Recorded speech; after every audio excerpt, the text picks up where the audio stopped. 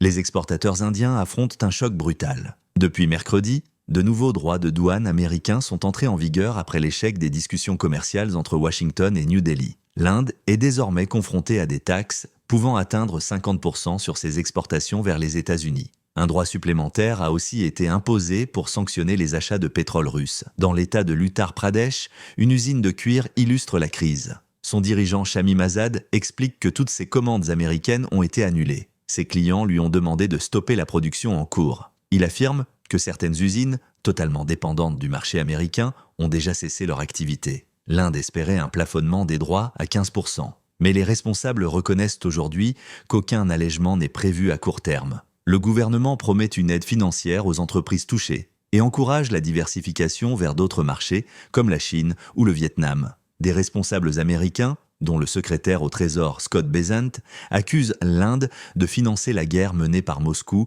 en continuant d'acheter du pétrole russe. Un point de blocage majeur qui a pesé sur l'échec des négociations. Les associations d'exportateurs estiment que près de 55% des exportations indiennes vers les États-Unis pourraient être affectées. Une situation qui profiterait à des concurrents directs comme la Chine, le Bangladesh ou le Vietnam. Le secteur de l'ingénierie est particulièrement menacé. Une organisation professionnelle prévoit que ces exportations pourraient chuter d'un tiers dès septembre. Selon les analystes de Capital Economics, cette guerre commerciale pourrait coûter près d'1 point de croissance à l'Inde cette année et l'an prochain.